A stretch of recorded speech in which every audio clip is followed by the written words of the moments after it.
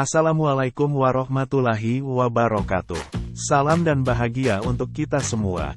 Bapak dan Ibu guru hebat, bertemu kembali bersama saya, Riko Firdaus, calon guru penggerak Angkatan 7 dari SMP Islam Al-Islah Bukit Tinggi, Provinsi Sumatera Barat.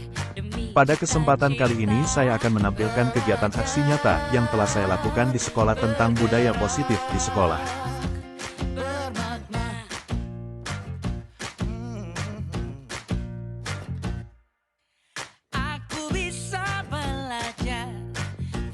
Latar belakang, sekolah idaman adalah sekolah yang mampu menciptakan kenyamanan dan memberikan kemerdekaan untuk hidup dan berkembang bagi peserta didik sesuai kodratnya.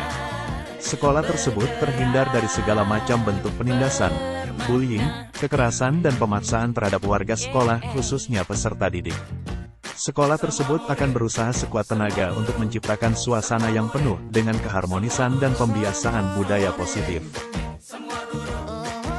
Suasana positif sangat mendukung dalam menciptakan pembelajaran yang kondusif. Karena dengan adanya suasana yang positif, murid dan guru akan menemukan suatu kondisi pembelajaran yang menyenangkan sehingga proses pembelajaran dapat berjalan. Suasana positif juga akan membantu menggerakkan moral yang positif bagi murid, sehingga karakter murid tidak hanya terbentuk dari akademik atau intelektualnya saja, tetapi juga dari lingkungan yang ada. Alasan menciptakan lingkungan belajar yang nyaman adalah agar dapat belajar dengan lebih efektif dan efisien. Lingkungan belajar yang nyaman dan kondusif akan membuat waktu belajar murid lebih efektif dan efisien. Bagaimana tidak, ketika belajar dengan suasana hati yang senang, otak akan lebih mudah menyerap materi. Sekolah harus berusaha menciptakan iklim pendidikan yang mampu membiasakan setiap warganya, khususnya murid, untuk melakukan budaya positif. Budaya positif di lingkungan sekolah perlu dilakukan. Upaya ini merupakan wujud sinergitas karakter building pada siswa di lingkungan belajar. Budaya yang mengakar dan kuat akan menjadi sebuah kebiasaan, jika dilakukan secara kontinu dan sadar oleh setiap warga sekolah. Semua pihak harus terlibat secara aktif dalam pembiasaan positif yang telah dirancang. Pembiasaan positif yang merupakan budaya positif akan menjadi budaya di sekolah jika dilaksanakan secara terus-menerus. Budaya yang dipegang teguh oleh seluruh warga sekolah dan akan menjadi suatu ciri khas dari sekolah tersebut. Budaya tersebut harus terintegrasi dalam seluruh kegiatan sekolah, baik dalam pra-pembelajaran, proses pembelajaran ataupun di luar kelas seperti dalam kegiatan ekstrakurikuler. Budaya positif dapat menumbuh kembangkan sikap bergotong royong, mampu melakukan kegiatan secara bersama-sama, sehingga tercipta kolaborasi yang baik antar warga sekolah serta adanya rasa peduli satu sama lain. Budaya positif meliputi 6 hal yaitu 1. Perubahan paradigma stimulus respon. 2. Konsep disiplin positif. 3. Keyakinan kelas. 4. Pemenuhan 5 kebutuhan dasar manusia. 5 posisi kontrol. Dan 6. Segitiga restitusi. Tujuan pelaksanaan aksi nyata ini yaitu 1. Mewujudkan pembelajaran yang berpihak pada murid. 2. Terciptanya disiplin positif pada murid melalui penerapan keyakinan kelas. 3. Terwujudnya suasana aman dan nyaman di kelas maupun di sekolah. Dan 4. Menciptakan karakter disiplin positif pada murid yang nantinya akan mempengaruhi kepribadiannya, baik di sekolah maupun lingkungan masyarakat. Untuk melihat keberhasilan dari tindakan yang dilakukan, maka hal yang akan menjadi tolak ukur keberhasilannya adalah sebagai berikut. 1. Murid mampu membuat keyakinan kelas berdasarkan nilai kebajikan universal dan akan ditempel di dinding kelas. 2. Murid mampu mengaplikasikan nilai-nilai profil pelajar Pancasila secara sadar dan kontinu dalam proses belajar. 3. Murid-murid menjalankan kesepakatan berupa keyakinan kelas yang telah dibuat, sehingga terjadi perubahan sikap disiplin positif murid kepada guru maupun sesama murid. Lini masa kegiatan yang dilakukan antara lain. 1. Proses perizinan kepala sekolah serta persiapan. Sebelum meminta izin untuk pelaksanaan kegiatan, CGP terlebih dahulu mensosialisasikan budaya positif serta kegiatan yang akan dilakukan kepada kepala sekolah dan juga wakil kepala sekolah. Dilaksanakan pada hari Kamis, tanggal 15 Desember tahun 2022. 2. Sosialisasi kegiatan. Kegiatan yang akan dilaksanakan, disosialisasikan kepada warga sekolah seperti guru, tenaga pendidik, murid serta orang tua, bahwa akan dilaksanakan diseminasi dan juga pembuatan keyakinan kelas, bersama murid pada semester genap. Kegiatan ini dilaksanakan pada tanggal 16 sampai tanggal 24 Desember tahun 2022. 3. Aksi nyata. Pada kegiatan aksi nyata ini dilakukan dua kegiatan yaitu, pembuatan keyakinan kelas, yang dilaksanakan pada hari Kamis, tanggal 12 Januari tahun 2023, dan kegiatan diseminasi budaya positif di sekolah, yang dilaksanakan pada hari Sabtu, tanggal 14 Januari tahun 2023.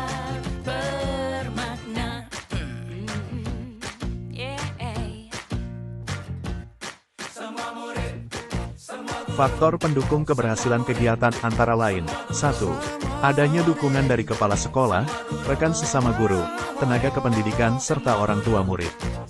2. Sarana dan prasarana yang memadai. 3. Kreativitas ide dari murid yang dapat tersalurkan dengan baik. Sementara itu, kendala yang dihadapi antara lain, 1. Adanya perbedaan karakteristik murid yang beragam. 2. Dibutuhkan pembiasaan, keteladanan dan konsistensi serta kedisiplinan dari seluruh warga sekolah dalam pelaksanaan maupun refleksi serta evaluasi secara kontinu terhadap proses pelaksanaan budaya positif di sekolah. Hasil refleksi yang diperoleh dari kegiatan antara lain, 1. Melakukan persiapan yang lebih matang dan terstruktur. 2. Mengagendakan kegiatan sosialisasi budaya positif kepada warga sekolah sesuai kapasitas yang dimiliki oleh CGB. 3. Mengintensifkan komunikasi, kolaborasi dan kerjasama dengan seluruh pemangku kepentingan di sekolah. 4. Menerima inspirasi dan aspirasi murid dan rekan sejawat dalam segala hal untuk perbaikan di masa yang akan datang. Assalamualaikum warahmatullahi wabarakatuh.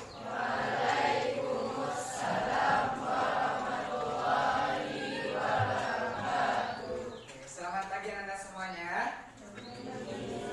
Bagaimana kabarnya hari ini, sehat? Alhamdulillah. Itu ada bangku yang kosong satu. Siapa? Mevin. Kemana? Di sakit. Mari kita doakan mudah-mudahan Mevin ini dia cepat diberi kesembuhan oleh Allah, bisa kembali ke sekolah seperti biasanya. Amin. Ya Rabbal. Baik Ananda, ini adalah pertemuan kita yang pertama di awal semester ini. Nah, sebelum kita melanjutkan pertemuan kita di semester ini, maka alangkah baiknya terlebih dahulu kita membuat kesepakatan yang akan kita lakukan nantinya secara bersama-sama, baik di kelas maupun di luar, dan semua yang akan kita lakukan itu berada di lingkungan sekolah. Oke, sebelum Ustadz lanjutkan, Ustadz mau tahu dulu nih, tahu kelas impian? Tahu kelas impian? Tahu ya. Ustadz yakin antum semua, masing-masing antum pasti memiliki impian, dan salah satunya di dalamnya ada impian yang harus ada di dalam kelas menurut antum. Nah, sekarang Ustadz mau tanya, kelas impian versi antum, versi 9D itu seperti apa? Silakan, yang mau berpendapat silakan diacungkan tangannya. Silakan. Ada yang mau berpendapat? Ada yang mau berpendapat? Silakan. Faiza, silakan. Mau impian itu kelasnya itu seperti apa? Kelas yang lapang dan sejuk. Kita tampung ya. Pertama, kelas yang lapang dan sejuk. Yang lain? Yang lain? Kergio? Kelas yang memiliki AC. Wah, walaupun kita udah ada kipas angin, tapi AC rasanya masih perlu begitu ya. Lanjut, yang lain. Putra? Kelas yang bersih. Nah, ingat tadi kelas yang lapang dan sejuk, yang ada AC-nya, kemudian kelas yang bersih. Yang lain? Zaki, silakan. Zaki, Muhammad Zaki, ya. Kelas impiannya seperti apa? Kelas yang kadang berarti yang besar ya, yang luas berarti masih sama dengan Faiza. Pilihlah kelas impiannya seperti apa.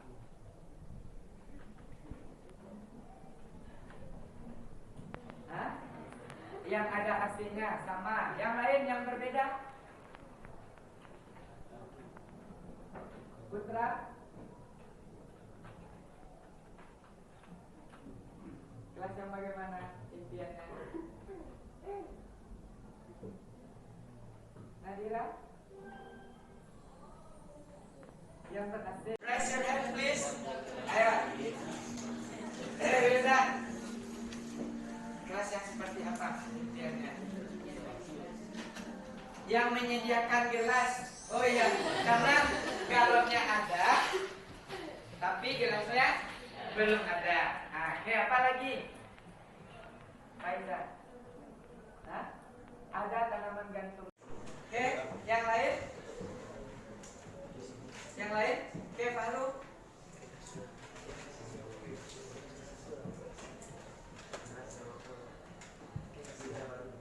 Meja baru. Yang lain? Kalau dari segi pembelajarannya bagaimana? Dari segi gurunya, dari segi temannya bagaimana? Kan ada impian tuh. Di dalam kelas siswanya seperti apa? Gurunya seperti apa? Pas belajarnya bagaimana? Silakan. Kayak Ica silakan. Guru yang asik. Lanjut, yang lain? Ina? Siswanya yang kompak. Siswanya kompak, bagus sekali. Ya, harus ada kolaborasi antara siswanya yang kompak. Baik, lanjut. Shoki.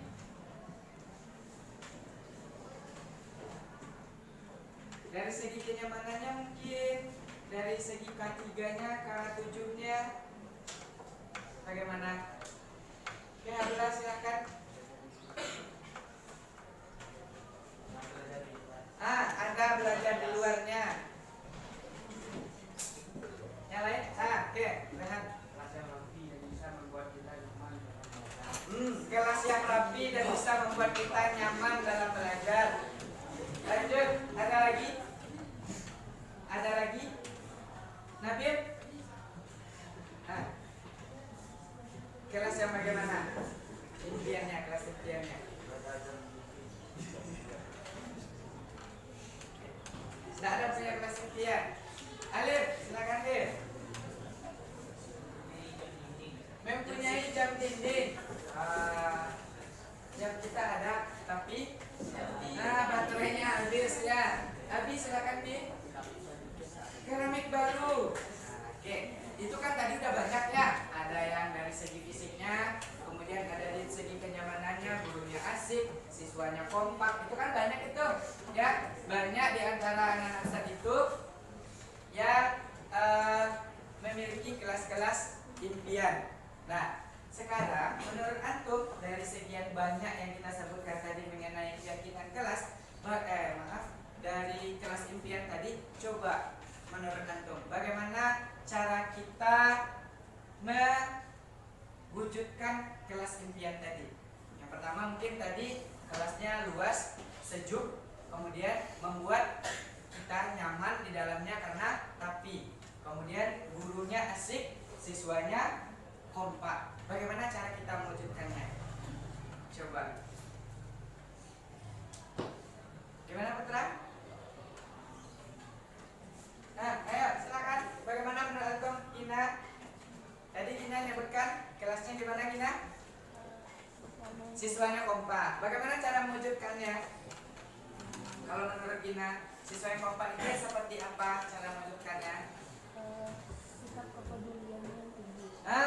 Kita harus menunjukkan sikap kepedulian yang tinggi antar sesama. Berarti di dalamnya kita tidak boleh pilih-pilih teman, tidak ada gap-gap, tidak ada grup-grup, tidak ada kelompok-kelompok kecil. Jadi kita semuanya satu sehingga nanti tidak ada yang merasa dikucilkan. Oke, apa lagi? Eca, tadi gurunya asik. Bagaimana supaya gurunya asik dalam mengajar? Bagaimana? Apakah harus guru aja yang harus asik? Siswa juga harus asik. Kalau siswanya asik, pasti gurunya juga terpancing untuk asik, ya atau tidak? Tapi gurunya udah capek-capek untuk asik, namun siswanya kurang asik, pasti nanti mono juga kan jadinya. Nah, oke. Lalu tadi kelas yang nyaman, yang bersih, bagaimana cara mewujudkannya, Rehan? Tidak membuang sampah sembarangan, ya.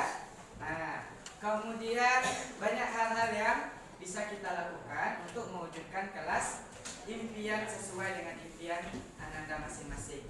Yang penting supaya kelasnya sejuk, nyaman, bersih. Nah, yang pertama antum harus rapi dulu di dalamnya. Yang kedua, kemudian buanglah sampah pada tempatnya. Jangan bikin kegaduhan supaya kita selalu kompak. Itu adalah cara-cara kita untuk mewujudkan kelas impian. Oke, selanjutnya, nah, untuk mewujudkan kelas impian tadi yang disebutkan yang banyak tadi, salah satu cara yang bisa kita tempuh itu adalah dengan membuat yang namanya keyakinan kelas. Nah, keyakinan kelas itu adalah berupa hal-hal yang kita yakini, yang kita sepakati, yang akan kita lakukan bersama, yang dalam rangka untuk mewujudkan yang namanya kelas impian kita. Sehingga nanti guru masuk ke kelas itu nyaman, bisa melaksanakan pembelajaran dengan asik, membuat antum bersemangat, kemudian kelasnya juga bersih, antum nyaman, bahkan antum mungkin nggak mau pulang, maunya di sini aja. Bahkan sakit pun mau tetap ke sekolah karena lebih nyaman di sini daripada di rumah. Nah, maka perlu kita buat yang namanya kesepakatan kelas atau keyakinan kelas. Nah, jadi di sini ini ada kertas, silakan nanti Ananda tulis di sini nilai-nilai kebaikan. Ingat, nilai-nilai kebaikan apa yang harus ada pada diri kita semuanya di kelas 9D ini yang nantinya akan kita laksanakan bersama. Ingat, yang ditulis itu hanya nilai-nilai kebaikan. Jangan yang berbau negatif. Tidak ada yang negatif, kita hilangkan negatif karena kita harus selalu berpositif thinking. Nah, ini silakan ditulis di sini, nanti akan kita tempelkan, kita kelompokkan, dan berdasarkan nilai inilah nanti kita buat kesepakatan kelasnya. Silakan ditulis masing-masingnya, kemudian nanti Ustaz tempel di depan.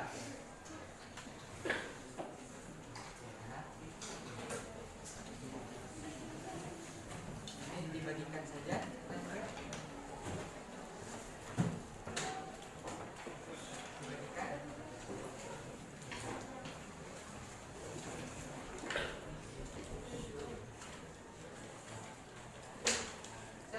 Ditulis kebaikan, nilai-nilai kebaikan apa yang bisa antum lakukan.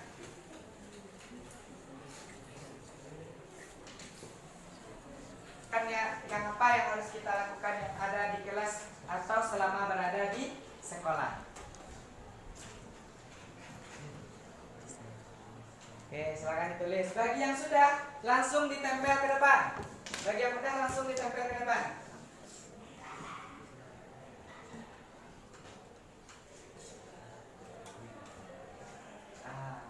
Langsung, silakan ditempel. Langsung tempel. Nanti kita akan susun. Ayo, tempel di sini aja. Nah, ini di sini. Kita tulis di sini nanti ya.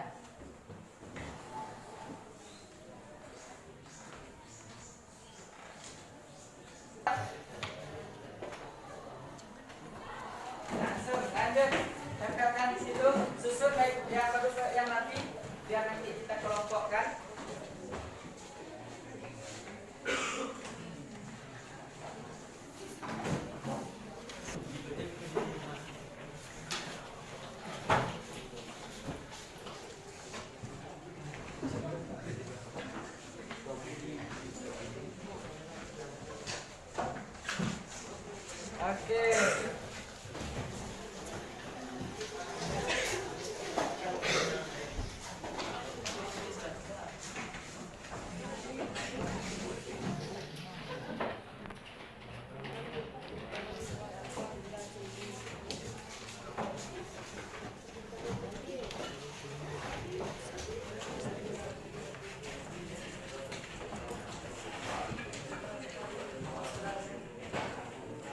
Nah, ini adalah nilai-nilai kebaikan menurut antum yang bisa kita terapkan di kelas. Ustaz akan bacakan, kemudian kita akan kelompokkan dia supaya nanti dari nilai-nilai kebaikan ini kita dapatkanlah kesepakatan kelas yang akan kita laksanakan 6 bulan ke depan selama di semester 2 ini. Oke.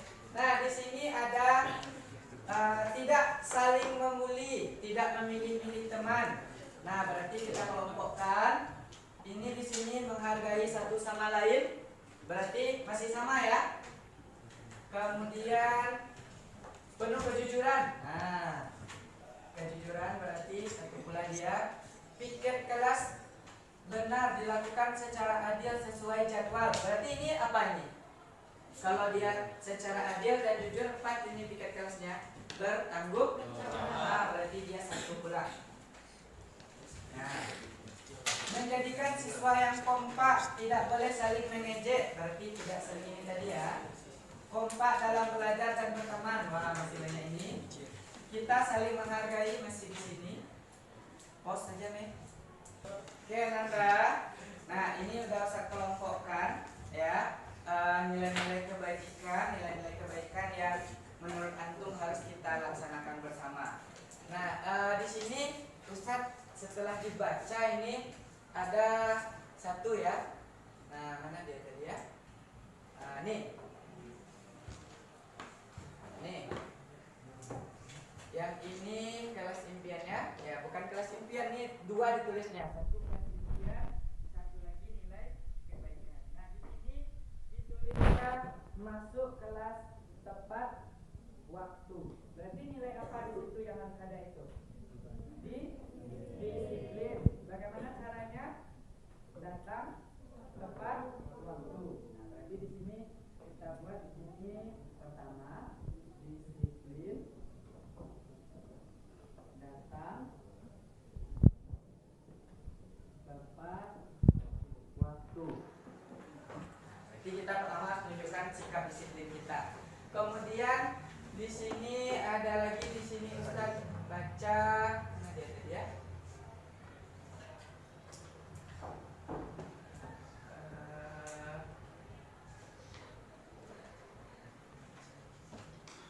Nah, nih, jika ingin keluar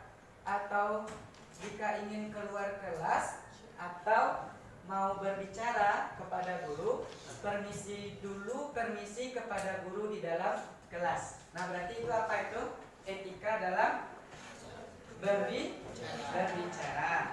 Nah, berarti bagaimana tuh cara kita membuat kalimatnya yang bagus? Di sini kan disiplin, datang tepat waktu. Berarti kalau yang itu tadi ada berbicara dan keluar kelas, bagaimana? Meminta izin. Berarti meminta izin saat berbicara atau keluar kelas dengan sopan.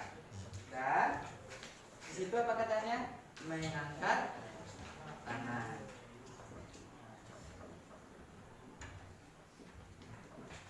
Ya. Oke, lanjut. Di sini buang sampah pada tempatnya, menjaga kebersihan kelas. Ya, kemudian ada tadi kalau saya baca piket sesuai jadwal. Nah, berarti itu bisa kita buatkan apa itu kalimatnya? Menurut antum? Bertanggung jawab. Jadi di sini bertanggung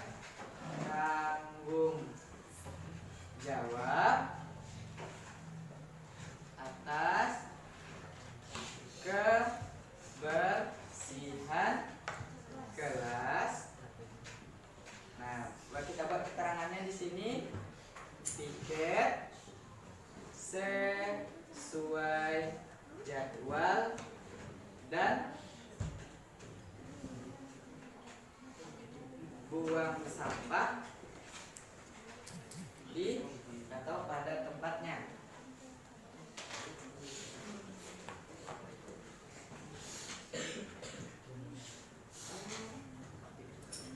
Oke, yang keempat di sini Ustadz ada di sini menghormati dan menghargai guru dan menjaga sopan santun terhadap guru, sopan dan lebih menghargai guru. Kemudian ada di sini Ustaz baca budayakan ya, sopan, salam, senyum, salam, sopan dan santun. Berarti itu di situ 5S. Nah, berarti budayakan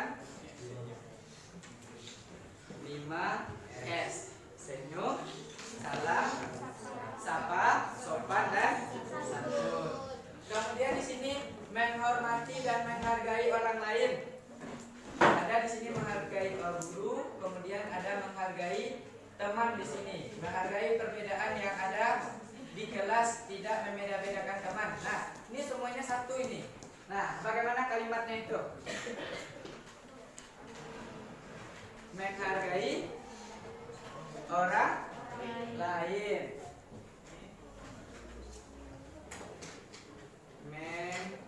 Menghargai perbedaan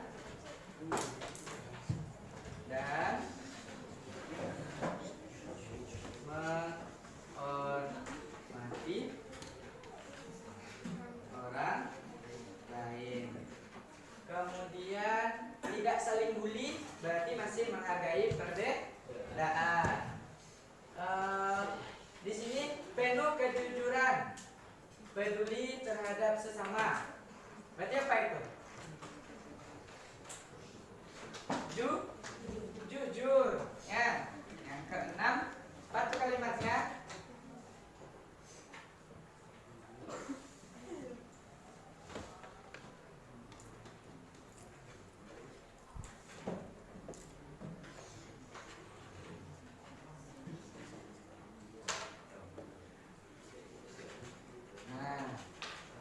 Jujur terhadap orang lain. Artinya apa? Berarti di situ kita menghindari sifat untuk berbohong. Nah, berdasarkan yang antum buat di depan. Nah, kemudian ada di sini menaati tata tertib kelas. Jadi tata tertib kelas itu kita ganti dengan yang namanya kesepakatan kelas. Berarti di sini bisa kita tambahkan yang ketujuh, taati, atau boleh juga di sini melaksanakan. Karena kita tidak punya aturan, kita punyanya kesepakatan kelas. Berarti melaksanakan kesepakatan kelas. Nah, jadi yang 6 yang kita buat di atas ini berdasarkan yang antum buat di depan, maka perlu kita taati. Karena kesepakatan ini kalau tidak kita taati dan kita laksanakan, percuma saja kita buat. Ya, jadi harus. Untung ada di sini nih. Nih, penuh kejujuran. Mana tadi? Mentaati aturan. Ya, ada dia sebut. Nah, berarti inilah dia 6 kesepakatan kelas yang harus kita lakukan, yang harus kita laksanakan secara bersama-sama. Yang pertama, kita tidak boleh kita harus disiplin dengan datang tepat waktu. Berarti sebelum bel berbunyi kita udah ada di kelas semuanya. Yang kedua, jika ada yang mau berbicara ya atau mau keluar, maka izin terlebih dahulu secara sopan. Yang ketiga, bertanggung jawab atas kebersihan kelas. Nah, bagaimana caranya? Piket sesuai dengan jadwal, buang sampah pada tempatnya. Budayakan 5S. Kemudian menghargai perbedaan dan menghormati orang lain. Kemudian jujur terhadap orang lain. Jadi tidak ada lagi nanti yang mencontek, ya, yang PR-nya tidak dibuat dibilang ada, tinggal tidak ada lagi. Berarti kita harus jujur. Yang paling utama adalah kita harus mentaati dan melaksanakan kesepakatan kelas. Oke, itulah kesempatan kelas kita. Mudah-mudahan kita semuanya bisa melaksanakan yang 7 ini, dan mudah-mudahan kita bisa menjadi kelas yang nyaman, kelas yang bersih, kelas yang tidak membeda-bedakan kawan, kelas yang bisa mewujudkan ibaratnya satu rasa, satu sama rata, sama rasa. Ibaratnya kita semuanya sama. Oke, Nanda, terima kasih. Assalamualaikum warahmatullahi wabarakatuh. Waalaikumsalam warahmatullahi wabarakatuh.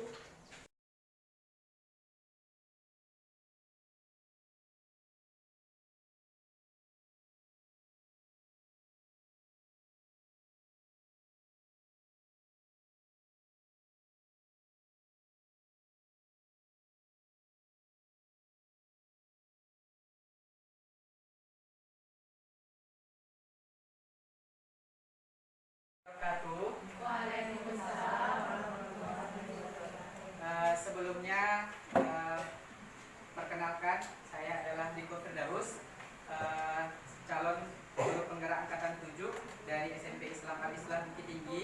Pada kesempatan kali ini saya akan memaparkan materi diseminasi itu mengenai budaya positif di sekolah, yang mana diseminasi ini merupakan salah satu tugas dalam kegiatan guru penggerak, yang dalam hal ini kami akan memberikan pengibasan terhadap materi-materi yang telah kami dapatkan pada modul 1, itu tentang filosofis pembelajaran Ki Hajar Dewantara, kemudian nilai dan peran guru penggerak, kemudian visi guru penggerak, dan yang ketiga dan yang keempat itu adalah budaya positif di sekolah. Namun sebelum saya memaparkan materi lebih lanjut, terlebih dahulu saya mengucapkan terima kasih banyak kepada Ibu Kepala SMP Islam Al-Islam Bukit Tinggi yang telah memberikan waktu dan juga sarana kepada saya sehingga saya bisa melaksanakan diseminasi ini. Dan kemudian saya juga berterima kasih banyak kepada Ustadz-Ustazah telah meluangkan waktu sejenak kita untuk sharing dan berbagi dan menerima ilmu yang telah saya dapatkan selama saya mengikuti program guru penggerak ini.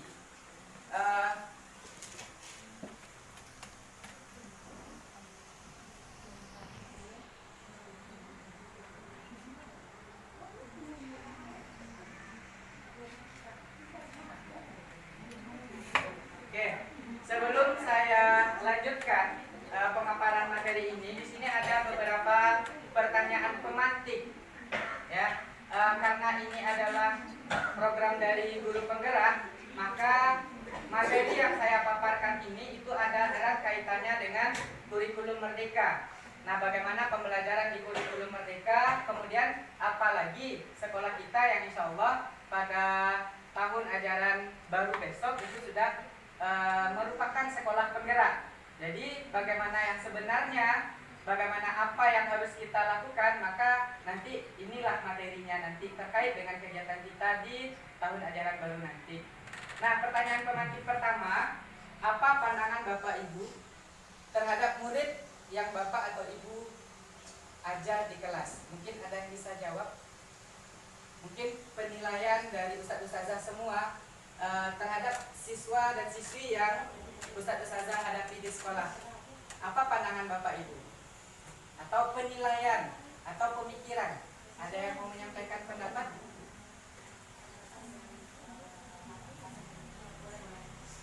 Terima kasih. Saya akan menyampaikan pendapat saya.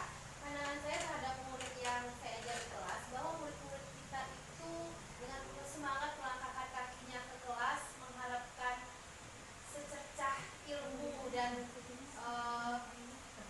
pembelajaran yang berguna bagi kehidupannya kelak. Luar biasa sekali ya. Ada di situ harapan.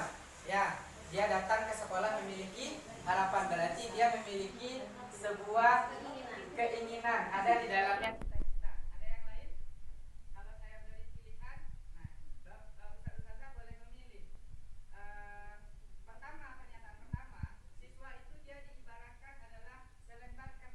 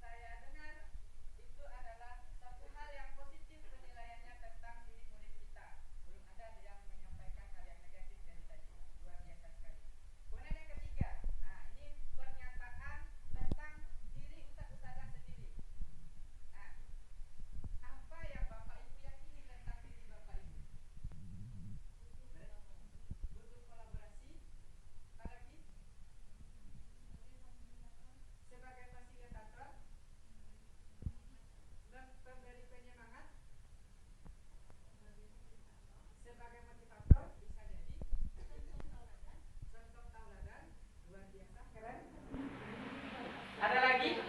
Inspirator, Untuk meningkatkan kreativitas. Ya, itu semuanya betul. Karena yang tahu diri kita tentu kita. Walaupun terkadang ada juga di antara kita itu sebenarnya kita ada sesuatu dalam diri kita tapi tidak kita ketahui. Kita tidak tahu bahwa kita punya, bahwa sebenarnya itu kita sudah ada, tapi kita tidak sadar. Nah, kemudian yang keempat, menurut Ustadz dan Ustazah, apa tugas dan peran dari Ustadz Ustazah di sekolah? Apa saja? Fasilitator, pendidik, motivator, inspirator, pengajar, dan lain-lain. Mungkin banyak persepsi kita tentang peran guru itu di sekolah itu yang bagaimana. Kemudian, apakah dari peran yang disebutkan tadi sudah terlaksana? Sebagian sudah, sebagian belum terwujud, dan insya Allah akan diwujudkan, kan begitu hendaknya. Kemudian yang kelima, nah ini yang paling penting. Apakah Ustadz dan Ustazah tahu atau apa yang Ustadz Ustazah ketahui tentang budaya positif di sekolah? 5S. Senyum, salam, sapa, sopan, santun. Apa lagi? Sholat duha berjamaah, bagus. Membaca Al-Quran, disiplin. Apakah hanya dalam bentuk itu dan reward? Mungkin rewardnya dalam bentuk seperti anak yang berpuasa Senin Kamis kita berikan reward kurma. Nah, pemberian kurma pada saat anak atau ada anak yang rajin untuk puasa Senin Kamis. Nanti kita akan lihat budaya-budaya positif seperti apa yang dimaksudkan dalam materi ini. Tadi sudah kita sebutkan bersama bahwa budaya-budaya positif yang sudah kita terapkan, apakah itu nanti termasuk ke dalamnya atau bagaimana nanti kita lihat. Oke, Ustazah kita lanjutkan. Nah, ini kondisi yang sering terjadi pada sekolah kita, pada diri kita, kemudian di kelas yang kita ajar. Ya, dimanapun kita mengajar, tidak hanya di SMP Al-Islah, mungkin Ustazah ada yang mengajar di 2 sekolah. Mungkin kondisi seperti ini juga akan ditemukan di sekolah yang lain. Pertama, siswa sering kita asumsikan sebagai selembar kertas kosong, dan gurulah yang akan mengisinya dengan tulisan, lukisan, atau goresan-goresan lainnya, seperti yang disebutkan tadi di pernyataan 1. Itu yang kita yakini selama ini. Betul atau tidak? Betul. Namun yang kedua, pembelajaran kalau seandainya kita tidak supervisi, ya otomatis kebanyakan itu adalah bersifat teacher center atau berpusat kepada guru. Siswa hanya melakukan apa yang kita perintahkan. Kalau dia berkreativitas, mungkin terkadang kita batasi mereka. Hanya sampai di sini batasannya, yang lain tidak boleh. Sering seperti itu. Kenapa? Karena di sini kita menginginkan anak itu mendapatkan nilai itu sesuai KKM, dan semua KD, semua materi, semua indikator harus tercapai, harus setidaknya mencapai KKM. Itu yang paling sering terjadi. Kemudian yang ketiga, orientasi pembelajaran kita selama ini itu sering kita melihat anak itu hanya dalam bentuk kognitifnya saja, tanpa kita melihat afektifnya, kemudian psikomotornya, terutama bagaimana kita melihat proses itu kita sering lupa. Karena yang kita lihat itu hanya hasil akhir. Kita tidak melihat bagaimana dia mendapatkan, bagaimana dia mengerjakan, bagaimana dia bisa menghasilkan apa yang dia kumpulkan kepada kita. Kita tidak mau peduli. Yang penting tugas 5 buah terkumpul 5. Betul atau tidak? Betul atau tidak? Ya mungkin di sebagian guru ada yang tidak berpikiran, tapi terkadang kita lupa. Yang penting tugas kita 6, ya udah harus kumpulkan 6, soalnya 6, kenapa hanya dibuat 5? Tugas kita ada 7 kali, kenapa antum hanya mengerjakan 2? Yang sisanya mana? Sehingga dikumpulkan di akhir. dikumpulkan nanti setelah di akhir pelajaran nanti dikumpulkan, disusul seperti itu. Kemudian adanya batasan-batasan dalam pembelajaran. Maksudnya di sini mungkin tugas-tugas yang kita lakukan itu kita batasi. Nah, hanya sampai di sini saja ya nak, harus seperti ini. Mungkin kita terkadang lupa dan hilaf, mungkin kita memberikan batasan yang harusnya dia bisa lebih luas lagi, tetapi kita tidak bersedia menerima keluasan yang seperti itu. Ini belum kita pelajari. Ini kan pelajarannya nanti kita pelajari SMA. Kenapa sekarang dikumpulkan? Kenapa seperti ini dikerjakan? Mungkin terkadang ada juga di antara kita yang hilaf yang seperti itu. Itu adalah kondisi-kondisi yang sering terjadi di kelas-kelas yang sering kita lupa.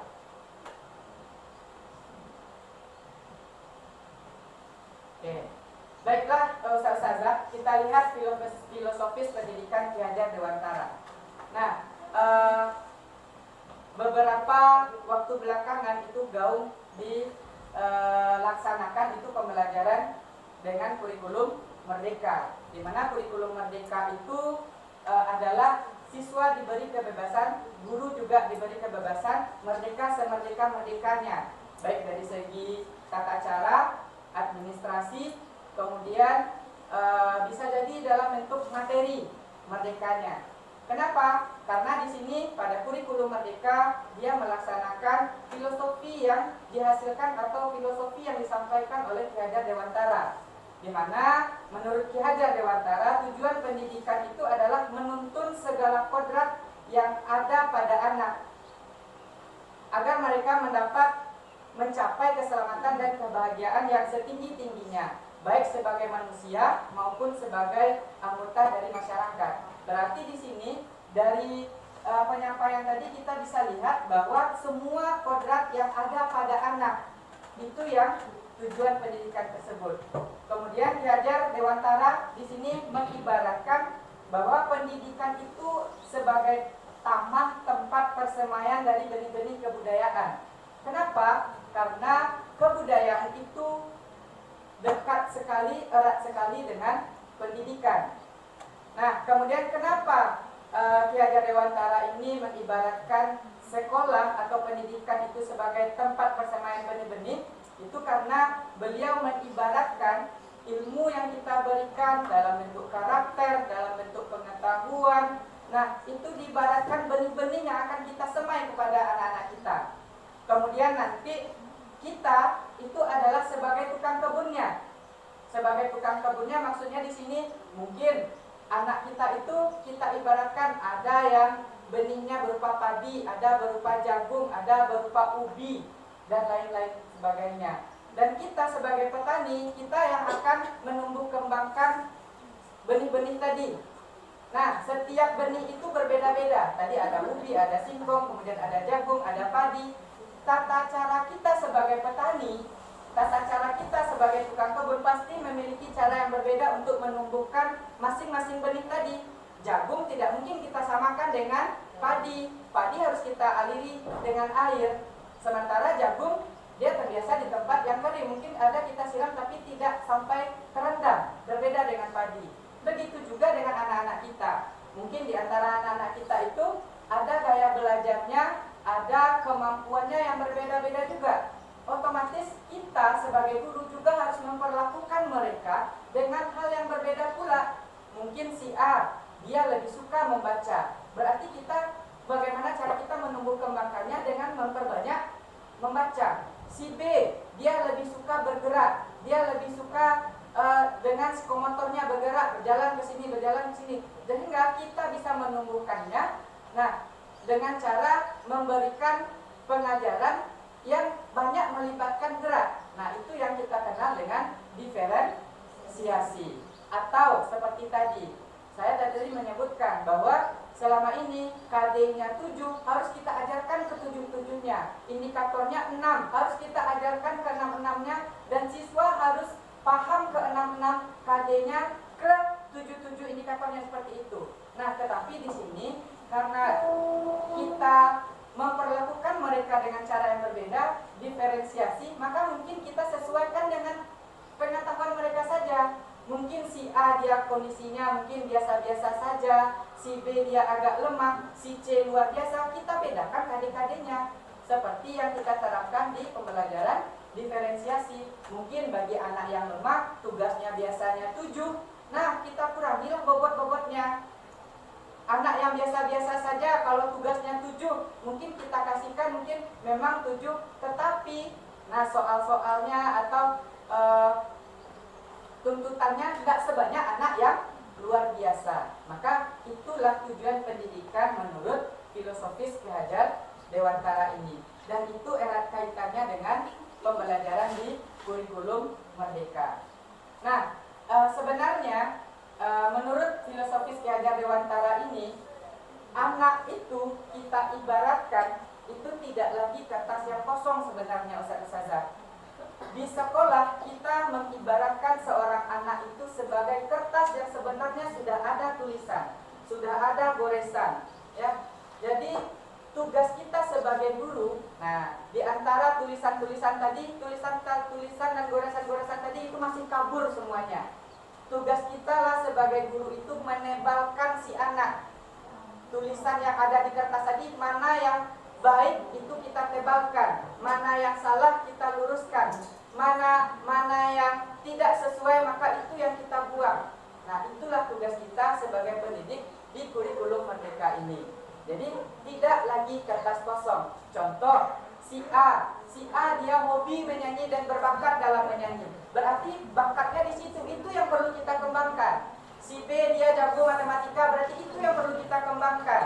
Nah, jadi bukan lagi anak yang kita pukul rata semuanya. Karena kita juga menyadari kemampuan kita sebagai guru, kita juga menyadari pasti sesama guru matematika contohnya, kita memiliki potensi yang berbeda-beda. Contoh guru bahasa Indonesia, oh ini gurunya hobi berpuisi, bakat berpuisi, yang ini hobinya dicerpen, di sini menulis karya ilmiah. Jadi beda-beda Ustaz-Ustazah. Begitu juga anak-anak kita, dan itulah yang akan kita sebarkan pada kurikulum Merdeka ini sesuai dengan filosofi Ki Hajar Dewantara. Kemudian apa peran kita? Peran kita yang pertama adalah menuntun anak. Anak itu dia sudah memiliki kompetensi yang dibawanya sejak lahir. Tugas kita lah yang menuntun mereka ke arah yang lebih baik. Tugas kita menuntun mereka itu ke jalan yang benar. Mana yang perlu kita tebalkan, kita tebalkan. Mana yang salah, kita buang. Mana yang perlu kita perbaiki, kita perbaiki. Itu adalah tugas kita untuk menuntun mereka. Kemudian menanam budi pekerti. Nah, sebagaimana semboyan dari Ki Hajar Dewantara ini, Ingarso, Sugurodo, Ingmadio, Mangunkarso, Tuturi, Kandayani. Artinya apa? Yang paling penting itu kita adalah memotivasi mereka, kemudian kita memberi contoh kepada mereka. Kalau kita ingin anak kita, siswa kita memiliki budi pekerti, tentu kita dulu yang harus memiliki budi pekerti yang luhur, budi pekerti yang baik, karena kita adalah role model, kita adalah contoh. Kemudian yang ketiga, nah pendidik yang berpihak kepada murid sesuai dengan kodrat alam dan kodrat zaman. Apa maksudnya? Yang berpihak kepada murid, nah seperti yang disampaikan tadi, anak itu dia memiliki kompetensi yang berbeda-beda, dia memiliki karakter yang berbeda-beda, dia memiliki sesuatu harapan yang juga berbeda dari kawan-kawannya. Jadi kita harus bisa yang melaksanakan pembelajaran yang berpihak kepada murid. Contoh, si A ini dia hobi berdiskusi, berarti kita gerakkan dia untuk berdiskusi dengan kawan-kawannya. Si B ini dia lebih suka untuk melukis, yang kita minta dia coba Ananda buatkan sebuah lukisan yang menggambarkan pemaparan materi yang udah Ustadz atau Ustazah sampaikan dari awal hingga akhir dalam bentuk tulisan berupa lukisan. Yang ada di dalamnya narasinya, ada lukisannya. Nah, itu akan luar biasa sekali dan mereka akan sangat bersemangat di saat mengikuti pembelajaran yang kita laksanakan insya Allah. Kemudian pembelajaran yang kita lakukan itu harus sesuai pula dengan kodrat alam dan kodrat zamannya. Kodrat alam itu, nah maksudnya adalah segala sesuatu yang berkaitan dengan lingkungan. Tidak mungkin rasanya kita tinggal di pegunungan. Contoh yang kita buatkan di dalam materi kita, ikan. Karena ikan banyak di laut. Mungkin kalau kita di daerah pegunungan seperti Bukit Tinggi, di daerah ketinggian, kita sesuaikan dengan contoh yang ada di sekitar kita. Ibaratnya kalau kita sebutkan, dia lebih ke kontekstualnya. Karena itulah yang kodrat alam. Tidak mungkin pula kita tinggal di Sumatera Barat, tapi contoh yang kita sebutkan di dalam materi kita, contoh di Papua. Anak kita nggak tahu di Papua itu seperti apa. Mereka juga jarang mungkin membaca, mereka juga jarang menonton yang ada di Papua. Jadi mereka tidak akan bisa mengaitkan, agak susah mereka mengaitkan dengan yang ada di lingkungan mereka. Nah, jadi makanya kita harus sesuai dengan kodrat alam kita. Kemudian yang kedua, kodrat zaman. Kita tahu bahwa perubahan itu sering terjadi dari waktu ke waktu. Sehingga di sini kita harus bisa membekali anak-anak kita itu sesuai dengan keterampilan yang ada pada zamannya. Sekarang lebih canggih dunianya dibandingkan dengan kita pada saat sekolah dulu. Sehingga kita tidak bisa mencontohkan mereka, kalau ustadz dulu, kalau ustazah dulu. Tidak bisa, zaman kita udah berbeda. Namun ada yang bisa kita ambil di situ hikmahnya. Nah, hikmahnya apa? Mungkin ada sesuatu yang baik kita tularkan, tapi tidak bisa kita bandingkan. Kok ustadz dulu bisa, antum tidak bisa? Itu tidak mungkin, karena zaman kita udah berbeda.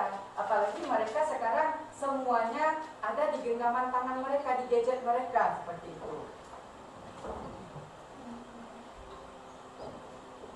Oke, baik, Ustadz dan Ustazah, kita lihat budaya positif di sekolah. Nah, apa saja budaya positif yang termasuk di pemaparan kali ini? Nah, budaya positif itu merupakan nilai-nilai, keyakinan-keyakinan, serta kebiasaan-kebiasaan yang berpihak pada murid agar dapat berkembang menjadi pribadi yang kritis, penuh hormat, dan bertanggung jawab. Nah, jadi tadi kita sudah sebutkan ada beberapa budaya-budaya positif yang sudah kita laksanakan di sekolah kita yang alhamdulillah sangat diapresiasi sekali. Kemarin pada saat pemaparan materi dengan teman-teman dari sekolah lain, kemudian dari fasilitator yang berasal dari pulau lain, kebetulan saya sendiri, fasilitator saya dari Sulawesi, itu memiliki budaya yang berbeda dengan beliau. Pada saat saya paparkan budaya positif yang sudah kita laksanakan, seperti yang sudah Ustadz sampaikan tadi, itu mendapatkan apresiasi yang luar biasa sekali.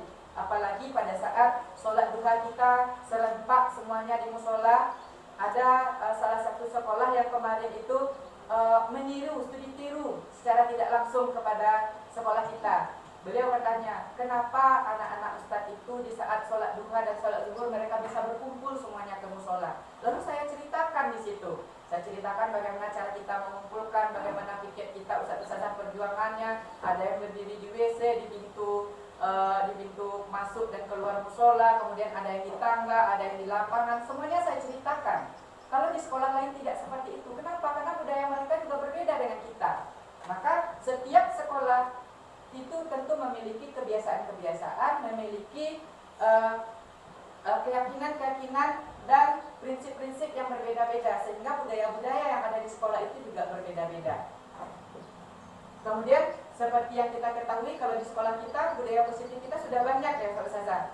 Mulai dari berdoa, mungkin dari pagi 5S seperti yang disebutkan tadi pagi. Kemudian setelah itu dilanjutkan di kelas, kita berdoa, selalu berdoa, mau makan berdoa, mau belajar berdoa, keluar kelas juga berdoa, di akhir pembelajaran kita juga wajib berdoa. Itu adalah sesuatu hal yang luar biasa. Mungkin di sekolah lain ada orang yang setelah belajar sampai ketemu pekan depan gurunya keluar, atau si anak di saat dia keluar langsung menyelonong atau mau masuk terlambat menyelonong saja. Kalau kita tidak, Ismaili Ustadz, Ismaili Ustazah, itu adalah sebuah budaya yang sangat luar biasa sekali. Dan itu kita harus juga mengapresiasi diri kita. Wah, ternyata secara tidak langsung kita udah selama ini sudah ada dalam diri kita, sudah kita laksanakan. Tetapi mungkin kita belum tahu namanya. Kita istilah-istilahnya tidak sesuai dengan kita. Ibaratnya ternyata yang kita lakukan ini adalah budaya positif, seperti itu.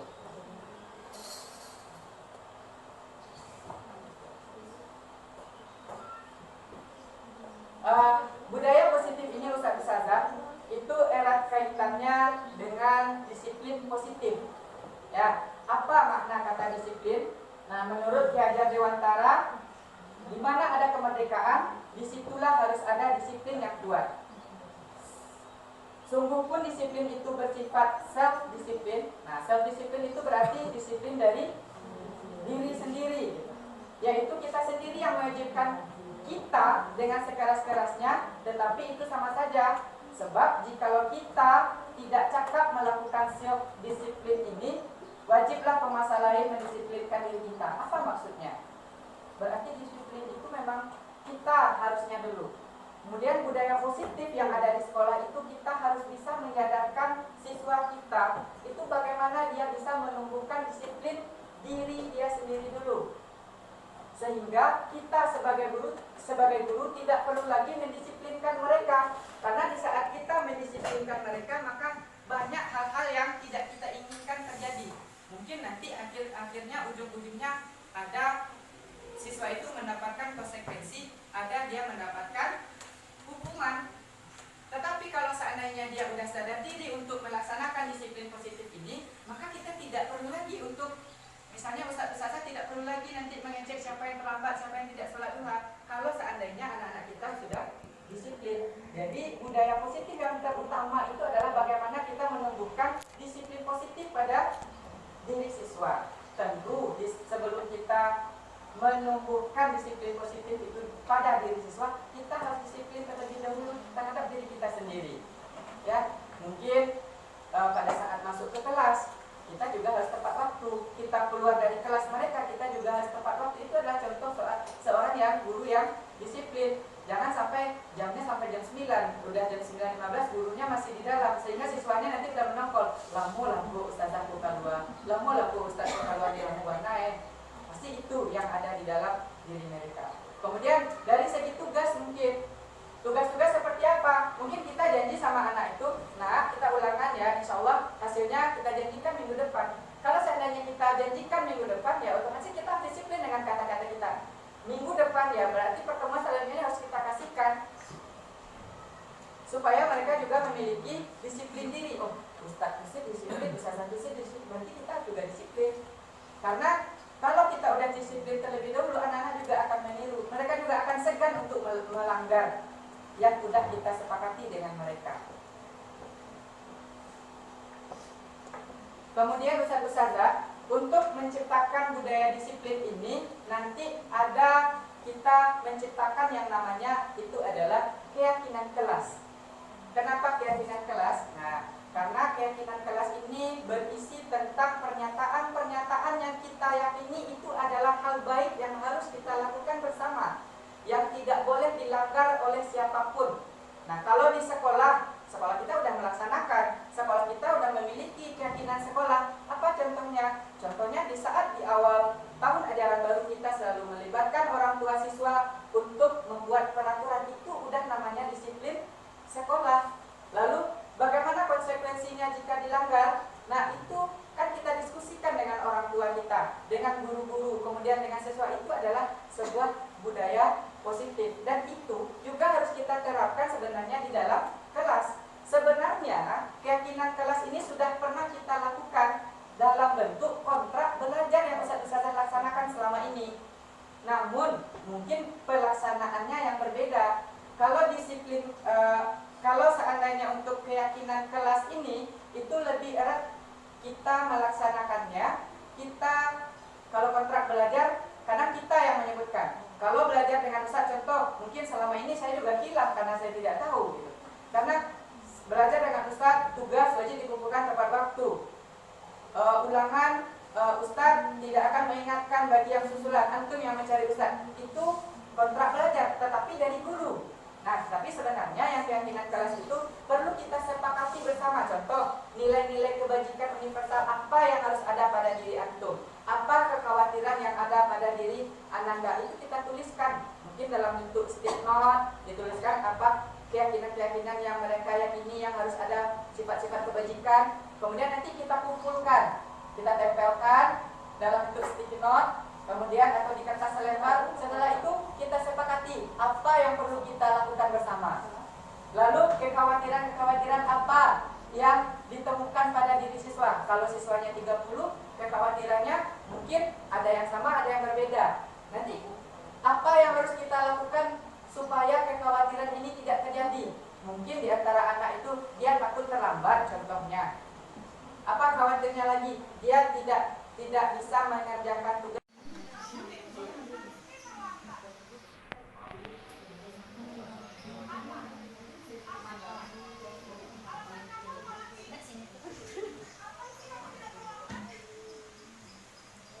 Ini mazhab.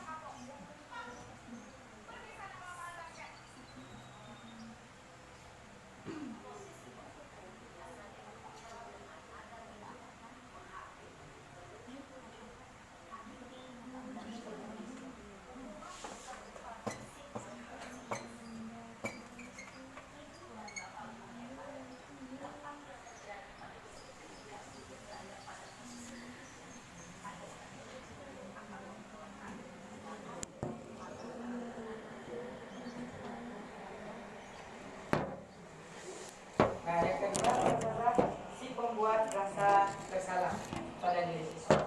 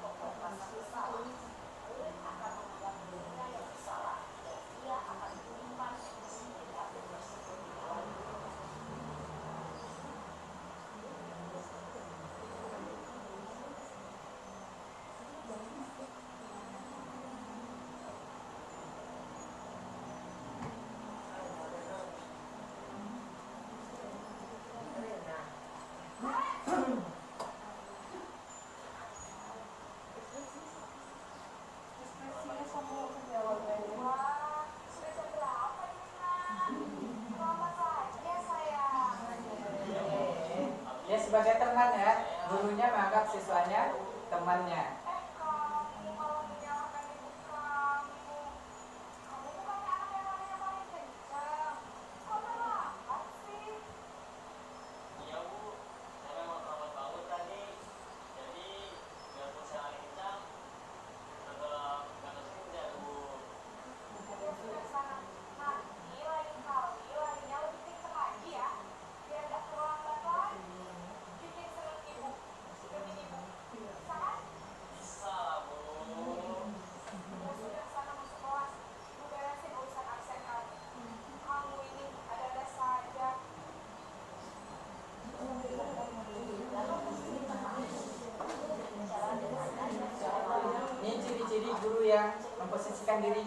sebagai teman. suasana teman santai, murid akan merasa senang, aman, dan akan menghubungi.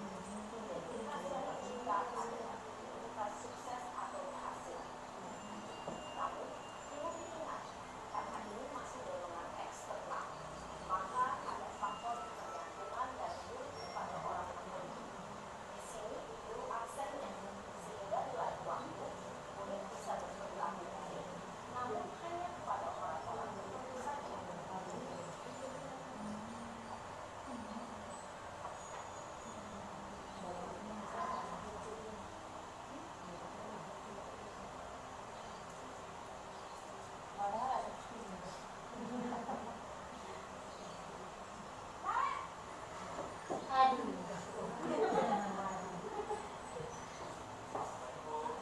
Karen, apa peraturan sekolah kita tentang jam berapa kita harus masuk sekolah?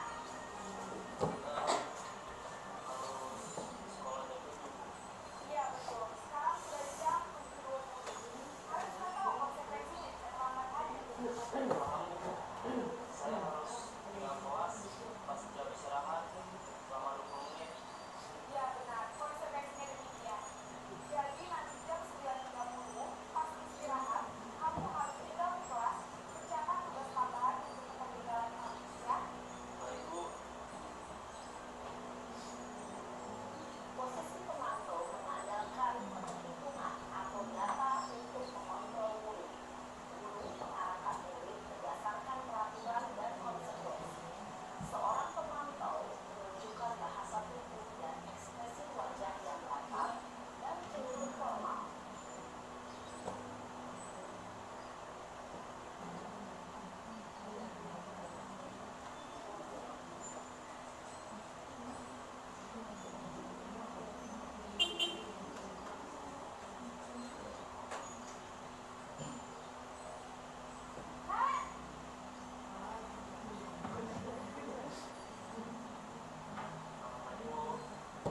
Selamat pagi, Karen. maaf Bu, saya terlambat. Ya, sekolah masuknya jam 7, sekarang sudah jam 7.20. Jadi sekarang bagaimana ini, Karen? Maaf Bu, saya lupa salah saya semalam. Baiklah, menurut kamu, keyakinan sekolah yang mana yang perlu kamu tingkatkan? Mengenai diri sendiri dan orang lain mungkin ya Bu. Jadi, apakah Karen meyakini prinsip saling memahami tersebut? Iya Bu, saya meyakininya. Apakah Karen bersedia memperbaiki masalah keterlambatan ini? Bersedia Bu. Bagaimana kamu akan memperbaiki masalah keterlambatan ini?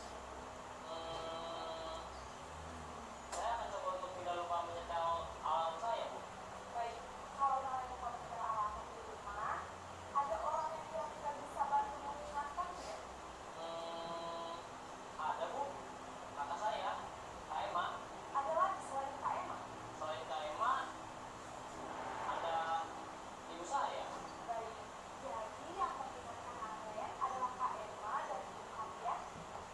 Kira-kira akan mulai start alarm kapan ya, Karen? Setelah pulang sekolah, akan segera saya lakukan. Baik, jadi Karen akan setel alarm untuk bangun besok pagi dan akan diingatkan oleh kakak dan ibu dan Karen ya. Ada lagi yang mungkin perlu dilakukan Karen agar tidak terlambat bangun lagi. Tidak ada Bu. Baik Karen, terima kasih untuk kerjasama kamu. Sekarang kamu perlu kembali ke kelas mulai. Baik Bu. Posisi manajer adalah posisi kontrol yang disarankan untuk membimbing murid memiliki sikap disiplin yang positif, yaitu murid yang mandiri, bertanggung jawab, dan dapat memecahkan masalah.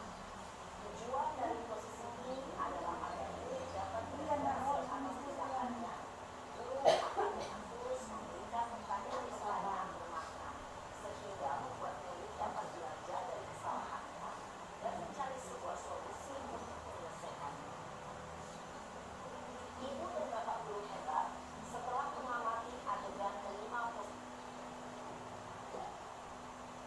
Oke, baik, Ustazah. Itulah tadi dari 5 posisi kontrol guru. Nah, di mana di antara kelima ini ada penghukum, pembuat rasa bersalah, sebagai teman, sebagai pemantau, dan sebagai manajer. Tentu di antara kelima-limanya ini, tentu di kelas terkadang ada yang telah dilaksanakan. Tetapi pada saat kita menghadapi siswa yang melanggar suatu aturan atau siswa yang melanggar keyakinan kelas atau keyakinan sekolah, tentu posisi kontrol yang paling baik itu yang harus kita lakukan adalah kita sebagai manajer. Di mana apabila kita melakukan posisi kontrol kita sebagai manajer ini, maka yang dilakukan itu adalah program restitusi, bukan lagi menghukum, ya. Di mana yang restitusi ini nanti dia seperti yang pada video yang terakhir tadi, itu namanya adalah segitiga restitusi. Restitusi di situ kita memberikan kesadaran kepada siswa hal-hal apa yang telah dilanggarnya sesuai dengan keyakinan kelas dan juga keyakinan sekolah yang telah disepakati bersama. Kemudian bagaimana caranya supaya dia tidak lagi mengulangi kesalahan yang sama, dia tidak lagi melanggar keyakinan kelas dan keyakinan sekolah yang telah kita buat bersama. Guru yang berlaku sebagai manajer ini, adalah guru yang berbuat sesuatu bersama murid. Dia mempersilahkan murid untuk mempertanggungjawabkan kesalahannya, mempertanggungjawabkan apa yang perilaku yang dia perbuat. Kemudian dia menemukan sendiri solusinya. Jadi solusi itu tidak datang dari gurunya, tapi siswa yang kita ajak untuk merefleksi, siswa yang kita ajak untuk mencarikan solusinya. Misalnya pada saat dia terlambat tadi, si guru menanyakan apa yang bisa dilakukannya supaya dia tidak terlambat bangun, sehingga tidak terlambat datang ke sekolah. Si siswa menjawab, dia akan menyetel alarm. Kalau dia lupa, bagaimana diingatkan oleh orang tuanya. Mungkin bisa kita juga praktekkan di kelas. Contoh, siswa lupa membuat PR. Nah, pada saat siswa lupa membuat PR, kita tanyakan apa yang seharusnya dia lakukan, bagaimana supaya dia tidak lupa membuat PR, dan lalu apa yang harus dia lakukan kalau seandainya dia lupa. Nah, itu adalah merupakan suatu restitusi, bukan langsung menghukum. Kamu tidak membuat PR, berdiri di belakang selama jam pelajaran. Kamu tidak membuat PR, silahkan kerjakan ini. Bukan itu, tetapi yang diperlukan di situ adalah segitiga restitusi. Namun di sini bukan berarti di saat kita lakukan segitiga restitusi, siswa itu tadi berarti besok dia seperti itu lagi. Tidak, karena kita membuat kesadaran pada segitiga restitusi ini. Pada saat kita melakukan restitusi, kita memberikan atau menumbuhkan kesadaran pada diri siswa, sehingga dia memang sadar diri untuk tidak mengulangi kesalahan yang sama.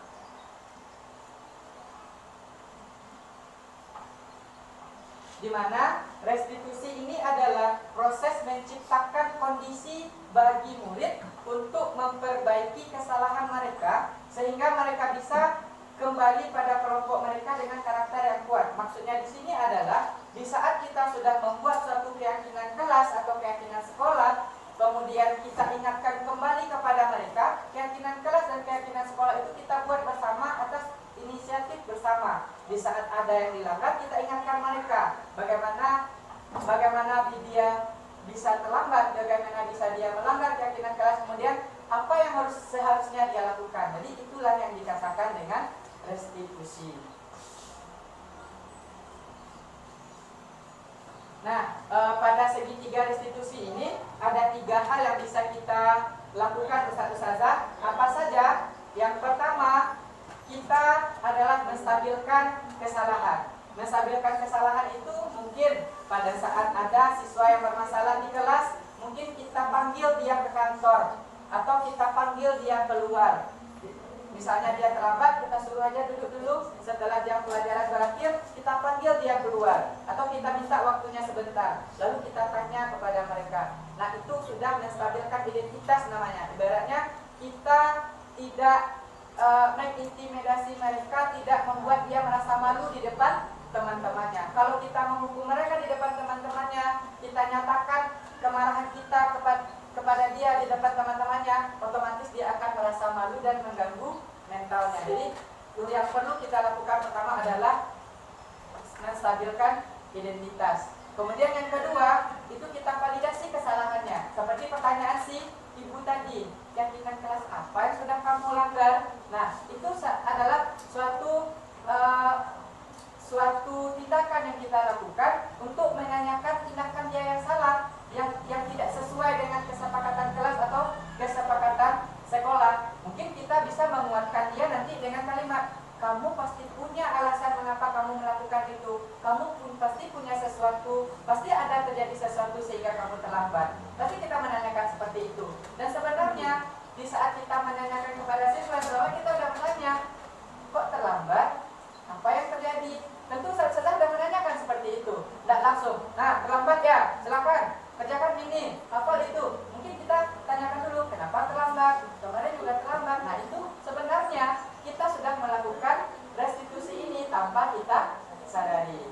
Kemudian yang terakhir, kita tanyakan keyakinannya. Nah, kita tanyakan, menurut antum, kalau antum terlambat ini, bagaimana perasaan antum? Mungkin dia bilang, saya malu Ustaz, saya malu Ustaz. Lah kalau seandainya malu, apa yang harus dilakukan? Apa yang seharusnya? Nah itu adalah proses kita untuk menanyakan keyakinan. Insya Allah kalau seandainya kita melakukan segitiga restitusi ini, maka kesadaran diri, disiplin diri udah tumbuh di dalam diri anak kita. Dia tidak lagi merasa terpaksa, dia melakukan segala sesuatu itu bukan karena takut hukuman atau karena penghargaan. Nah mungkin Ustaz-Ustazah, demikianlah pemaparan saya mengenai materi yang sudah saya dapatkan selama mengikuti program Guru Penggerak ini, terutama mengenai budaya positif. Terima kasih atas perhatiannya. Untuk sesi kedua, mungkin ada yang ingin bertanya, saya silakan.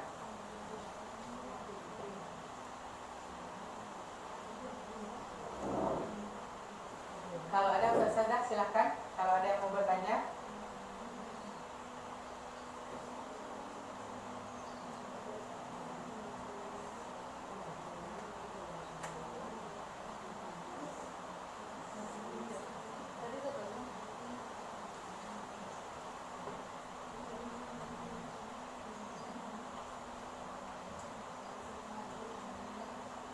Silakan Cak Erli.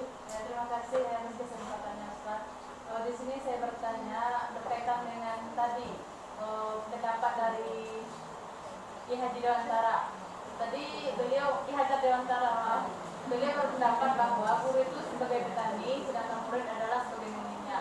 Dan kita selama mungkin saya pribadi selama mengajar mungkin saya menganggap anakku saya anggap semuanya padi. Ternyata mereka ada jagung, ada yang itu. Tapi bagaimana caranya supaya kita tuh bisa membeda-bedakan anak, karena dalam sistem penilaian nanti juga susah. Mungkin bagaimana pendapat Ustaz cara kita agar bisa menganggap anak itu berbeda. Tujuan kita tuh berbeda untuk mereka tapi bukan satu.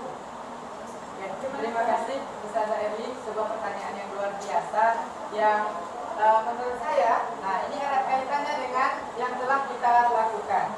Bagaimana cara kita mengetahui bahwa si anak itu tidak semuanya padi? Ada yang jagung, ada yang ubi, ada yang singkong, ya. Kemudian hal yang perlu kita lakukan, nah seperti tuntutan di kurikulum Merdeka, bahwa kita perlu melakukan yang namanya adalah tes diagnostik. Setiap sekolah, setiap kelas sebelum melakukan pembelajaran, maka kita perlu mengenali siswa. Kita perlu kenal dengan siswa, apa tujuannya, bagaimana karakternya, bagaimana gaya belajarnya, kemampuannya seperti apa. Maka itu bisa kita dapatkan melalui tes diagnostik yang kita lakukan. Tes diagnostik itu tujuannya adalah untuk mengetahui bagaimana diri dari si anak melalui pertanyaan-pertanyaan yang kita lontarkan. Nanti kita bisa mengambil kesimpulan, oh ternyata si anak ini tipe belajarnya kinestetik. Nah ini dia tipe belajarnya adalah audio. Berarti kita harus memperbanyak menjelaskan di depan kelas. Oh ini tipenya visual. Berarti kita suruh dia diskusi dengan kawannya, atau kita dengarkan kepada dia, kita tontonkan kepada video. Nah maka seperti itu kita mengenal